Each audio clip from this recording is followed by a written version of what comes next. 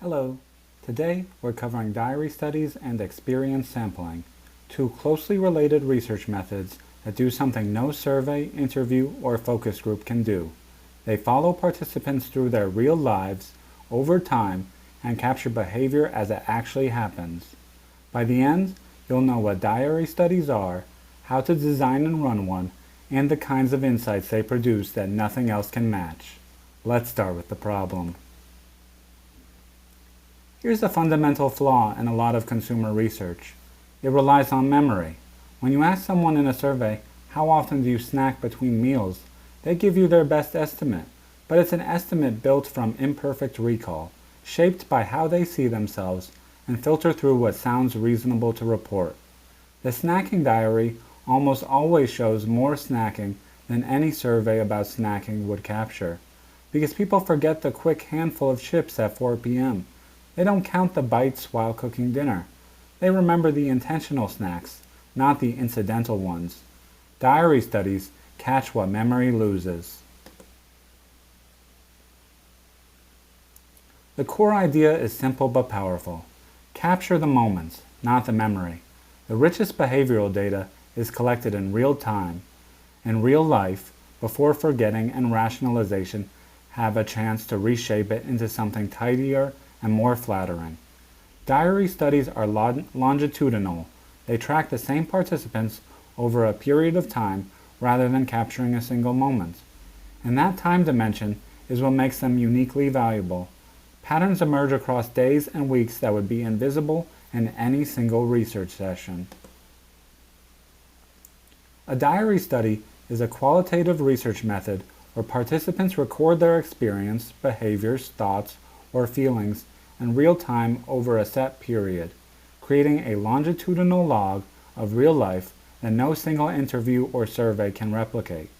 The period might be a week, 2 weeks, or a month, depending on the behavior you're studying. The entries might be text, photos, or short videos. The key is that they're recorded in the moment, not reconstructed afterward from a memory. That immediacy is what makes diary data so different from everything else in the qualitative toolkit. The contrast that defines the method is this: retrospective recall versus in-the-moment capture. Retrospective recall is what you get in a standard survey or interview. You ask someone to remember and report their behavior, and they tell you something shaped by memory, self-perception, and what sounds reasonable to say out loud. I snack about twice a day, usually something healthy. A diary study gets you the actual record. Every snack logged as it happens, with the time, location, context, and feeling that surrounded it. The diary catches the incidental, the habitual, the slightly embarrassing, and the contextual detail that memory filters away, and catches all of it, not just the memorable instances. There's a more structured version of diary research called experience sampling, or ESM, that's worth knowing.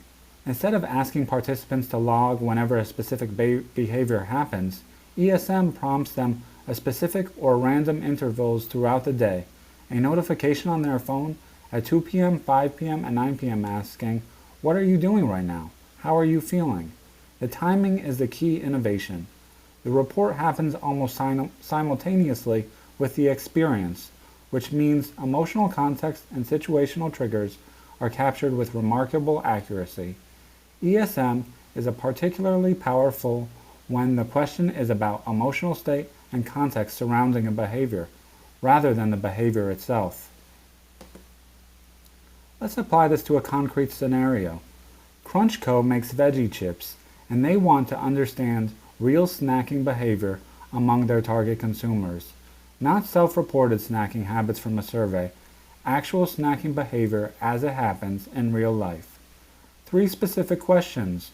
When do people snack? What triggers a snack? And what are they doing and feeling in the moment it happens? They recruit 20 participants for a 2-week snacking diary. Let's walk through how they set it up. The most important design decision in any diary study is deciding what to ask participants to record and how to ask it. Vague, open-ended instructions produce inconsistent entries that are hard to compare across participants. Clear, specific prompts produce consistent, analyzable data. For CrunchCo, every time a participant snacks, they log 4 things: what they ate, when and where, what they were doing, and how they were feeling. 4 fields, consistent, takes under a minute to complete. Specific enough to produce comparable entries from participant to participant across the full 2 weeks.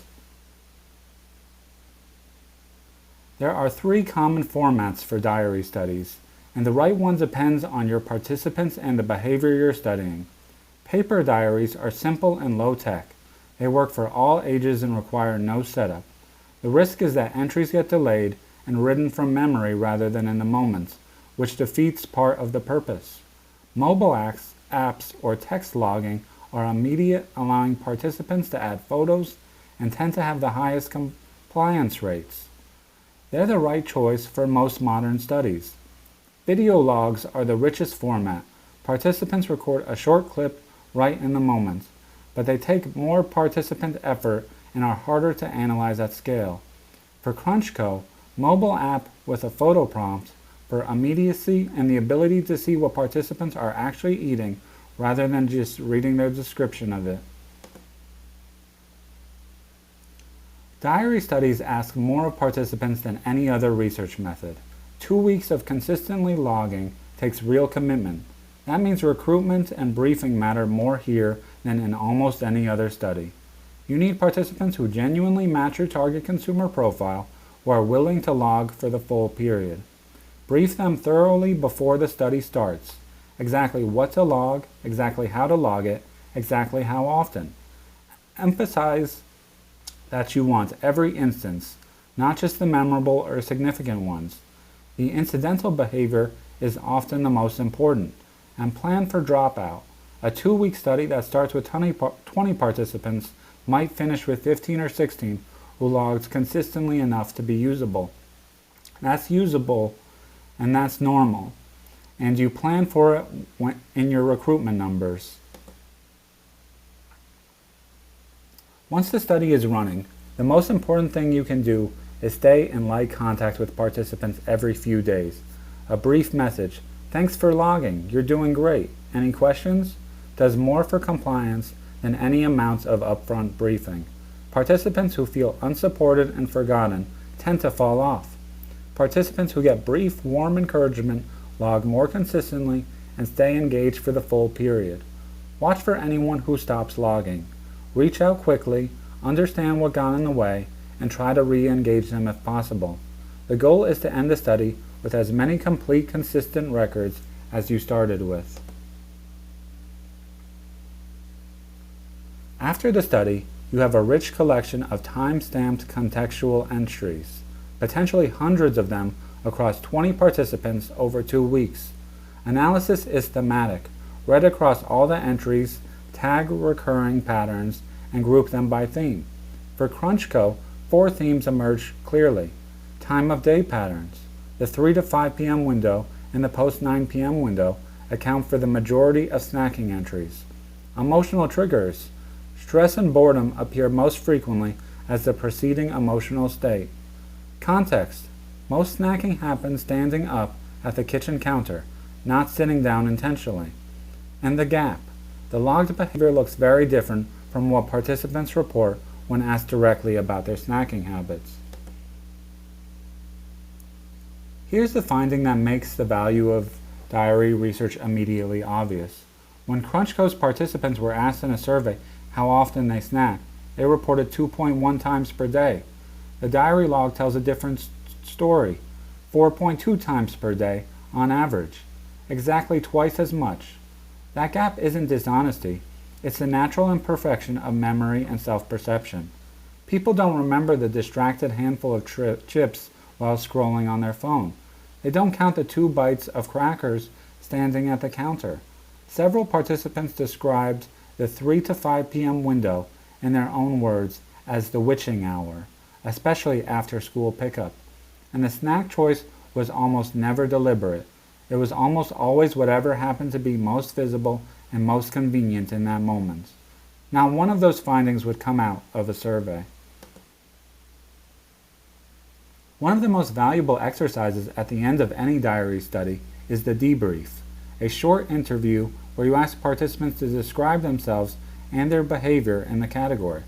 Then you compare what they say in the debrief to what they actually logged. For CrunchCo, the gap is striking.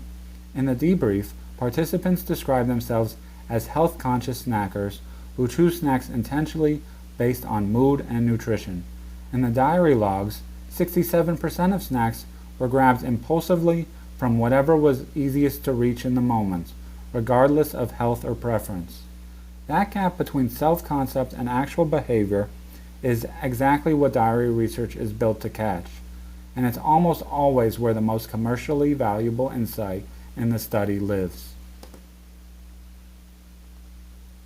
Let's be balanced. The strengths of diary studies are significant and distinctive. They capture real behavior and real context over real time, a combination no other method achieves. They catch what memory loses, the habitual, the incidental, and the contextual details that people don't think to mention in an interview because they don't even notice them anymore. And they reveal patterns across time, the 3 p.m. snacking spike, the emotional trigger cycle, that a single research session could never surface. The limitations are equally real. Participant burden is high and compliance drops over longer study periods. 2 weeks is about as long as most studies can sustain consistent logging. Entry quality varies, even with clear instructions. Recruitment is harder than for a one-time study, and analysis is genuinely time-intensive. Reading and coding hundreds of individuals' entries takes significant effort. 6 things to take with you. Diary studies capture behavior as it happens, not as it's remembered. That immediacy is the whole value of the method. Define clear, specific logging prompts before you start, so entries are comparable across participants and across time. Choose the format, paper, mobile, or video, based on who your participants are and what behavior you're studying. Brief participants thoroughly, then check in regularly during the study to maintain the compliance that keeps data quality high. When you analyze, look for themes, patterns, and timing, and always specifically compare the diary logs to what participants say in the debrief, because that gap is where the most important findings usually live. And use diary findings to fuel your quantitative research.